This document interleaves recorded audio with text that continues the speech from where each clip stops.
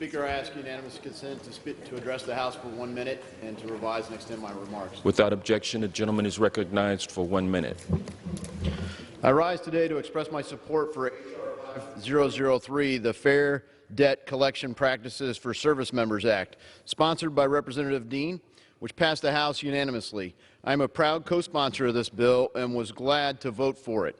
As a former Army infantry officer, I've seen debt collectors harass service members.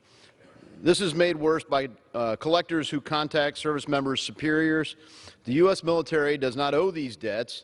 They are the debt of the service member. So why should debt collectors be in contact with someone who does not owe the debt?